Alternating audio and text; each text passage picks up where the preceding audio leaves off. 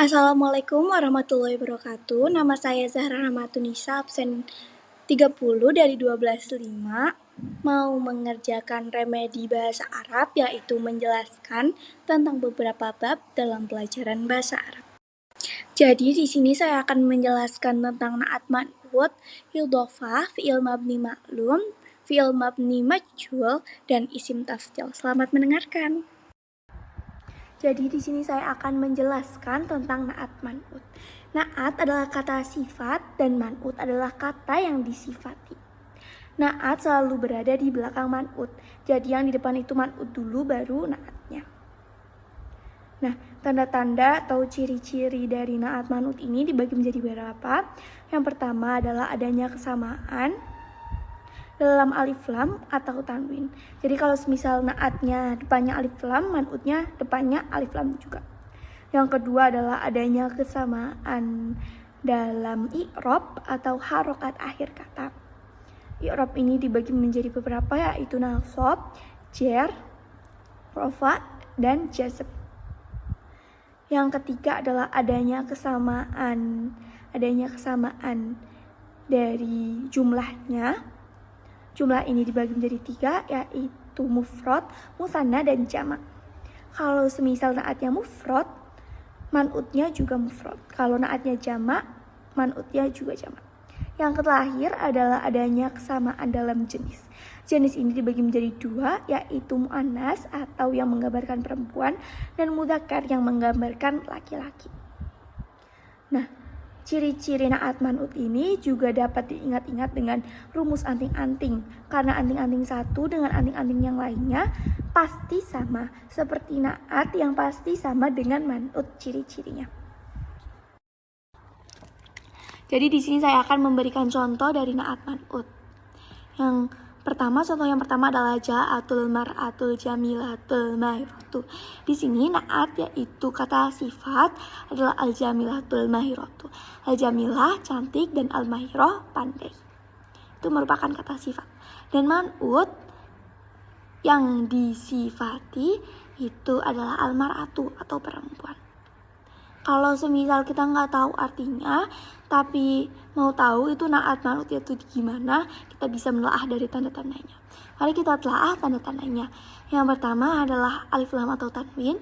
Di sini na'atnya ada alif lamnya semua, al-jamilah, al-mahirah ada alif lamnya semua, dan man'utnya ada alif lamnya. Yang kedua adalah i'rab. I'rabnya harus sama. Di sini i'rabnya antara na'at dan man'ut sama semua, yaitu rafa atau dhammah. Yang ketiga adalah jumlah. Di sini na'atnya mufrad, man'utnya juga mufrad. Yang keempat adalah jenis. Di sini sama-sama mu'annas. Dapat diketahui dari mana kalau itu mu'annas? Yaitu dapat diketahui dari adanya tak marbuto pada akhir kata. Al-mar'atu ta, al-jamilatu ta, al-mahiratu ta. Jadi walaupun kata sifat atau na'atnya itu lebih dari satu, kayak itu tadi contoh kan ada 2 sifatnya, itu tetap sama tanda-tandanya. Jadi maupun 1 atau lebih dari 1, 2, 3, 4, 5, 6, 7, tanda-tandanya tetap sama. Contoh yang kedua adalah ar-riyadhatul badaniyatu. Ini tanda-tandanya yaitu adanya kesamaan dalam alif lam, kedua adanya kesamaan dalam i'rab yaitu rafa, yang ketiga adalah adanya kesamaan dalam jumlah. Di sini jumlahnya yaitu mufrad, yang keempat adalah kesamaan dalam jenis. Lagi-lagi di sini adalah mu'annas karena diakhiri dengan tak marbutoh. Yang kedua, saya akan menjelaskan tentang idhofah. Idhofah adalah 2 kata yang berbeda yang kalau semisal digabungkan mempunyai atau mendapatkan makna yang baru. Idhofah ini dibagi menjadi 2, yaitu mudhof dan mudhof ilaih. Di sini ciri dari mudhof adalah tidak boleh adanya alif lam, dan yang kedua adalah i'rabnya menyesuaikan kedudukan kalimat. Jadi kalau semisal mudhofnya itu sebagai objek, i'rabnya rafa atau nasab. Kalau semisal mudhofnya sebagai di depan atau mubtada, i'rabnya rafa atau dhammah. Kalau semisal mudhofnya didahului huruf jar, maka i'rab atau harokat akhirnya juga harus jar juga. Ada tambahan juga, kalau semisal keterangan waktu itu pasti belakangnya nasab. Mudhof ilaih. Yang kedua adalah mudhof ilaih. Mudhof ilaih tanda-tandanya yaitu pasti ada alif lam atau tanwin. Yang kedua pasti i'rabnya jar atau kasroh. Mudhof selalu berada di depan mudhof ilaih. Di sini saya akan menjelaskan contoh-contoh dari idhofah ini. Yang pertama adalah baitul ustadi. Di sini baitul sebagai mudhof dan al-ustad sebagai mudhof ilaih.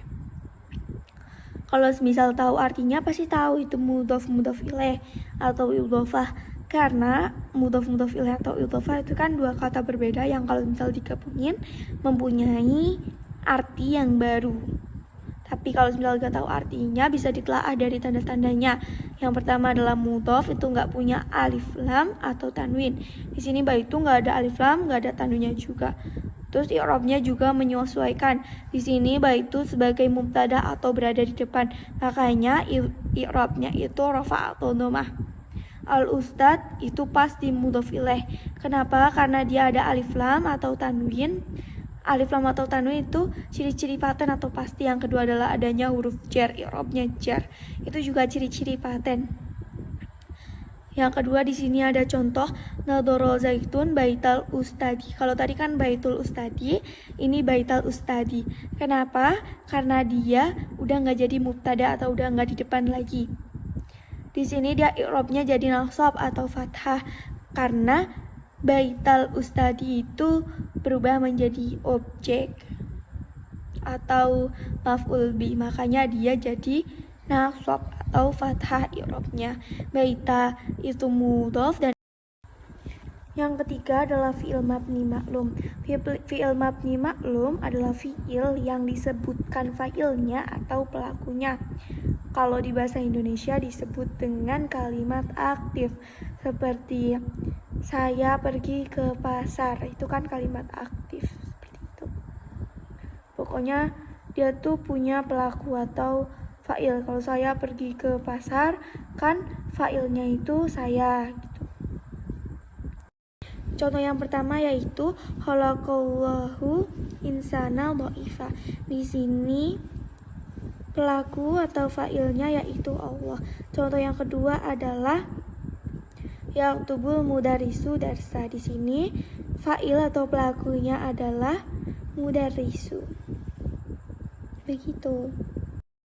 Yang keempat adalah fi'il mabni majhul. Fi'il mabni majhul adalah fi'il yang tidak dituliskan fa'ilnya, atau dalam bahasa Indonesia disebut dengan kalimat pasif. Contohnya yaitu khuliqal insanu dha'ifa. Itu nggak ada fa'ilnya atau tidak ditulis fa'ilnya. Makanya dia disebut sebagai fi'il mabni majhul. Fi'il mabni maklum dari khuliqal insanu dha'ifa itu contoh pertama yang saya berikan tadi di fi'il mabni maklum atau kalimat aktif. Di sini saya menambahkan bagaimana cara untuk mengubah fi'il mabni maklum atau kalimat aktif menjadi fi'il mabni majhul. Nah, di sini itu tergantung dengan jenis fiilnya dan ada tidaknya huruf ilah di dalam kata tersebut. Ini ada beberapa cara bisa dibaca masing-masing. Yang terakhir adalah isim tafdil. Isim tafdil adalah isim pembanding seperti ter, paling, lebih dari, terpintar, paling pintar, seperti itu. Di sini saya akan menjelaskan tanda-tanda dan contoh dari isim tafdil. Nah, tanda-tanda dari isim tafdil ini itu berupa kerangka. Menjadi dua, kerangka untuk mudzakkar yaitu af'al dan kerangka untuk muannats yaitu fu'la. Sebenarnya kalau tahu artinya tidak perlu menggunakan kerangka atau tanda-tanda. Nah, contohnya di sini yaitu Jamilah. Jamilah ini itu mudzakkar.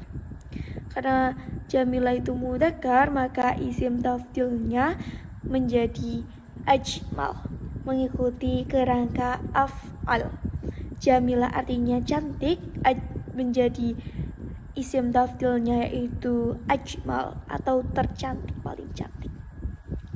Kalau semisal lebih dari dengan, dilanjut dengan, maka ditambah dengan min. Contohnya adalah hadal masjidu min dalikal masjid. Min sebagai bentuk dari lebih dari. Terima kasih telah mendengarkan penjelasan saya. Wassalamualaikum warahmatullahi wabarakatuh.